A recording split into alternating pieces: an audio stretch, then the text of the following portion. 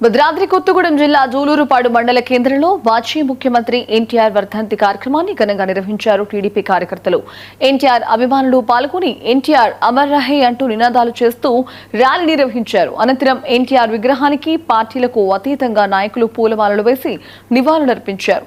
ఈ సందర్భంగా జిల్లా నాయకుడు తాళ్లూరి అప్పారావు మాట్లాడుతూ తెలుగు జాతి గొప్పతనాన్ని చాటిన వ్యక్తి ఎన్టీఆర్ అని కొనియాడారు.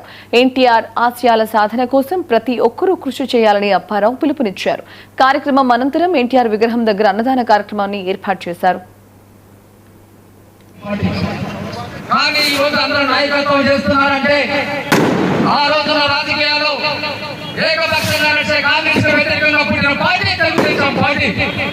దాంట్లో ఈ రోజు కొన్ని వేల మంది పదవులు అనుభవిస్తున్నారు.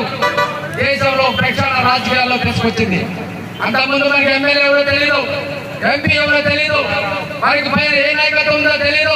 మన ఊళ్ళో ఉన్న ఒక గ్రామ పెద్ద చెప్తే ఓటేసేవాళ్ళం కానీ ఎమ్మెల్యేని చూసేవాళ్ళం కాదు, ఎంపీని చూసేవాళ్ళం కాదు.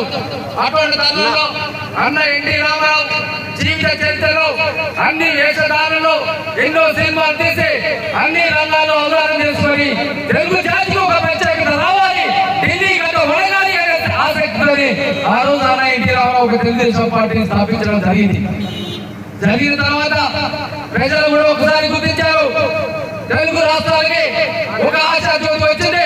ఆ ఆశాజ్యోతి అన్న నందమూరి తారక రామారావు ఈ చరిత్రను మార్చగల నమ్మకంతో 9 నెలల్లో అధికారుల పెట్టిన చరిత్ర అన్న ఎన్టీ రామారావుకి మనం ఇచ్చిన గిఫ్ట్ ఈ తెలుగు రాష్ట్రాల్లోకి వచ్చిన తర్వాత అన్న చెప్పారు, అన్ని కులాలు సమానం, అన్ని మతాలు సమానం, అందరం కలిసిపోవాలి, పేదలకు నిర్వహించాలి, చట్టసభలో మార్పు రావాలి అని ఒక చట్టాన్ని తీసుకొచ్చిన మహాపురుషుడు మహాయోగుడు అన్న నందమూరి తారక రామారావు.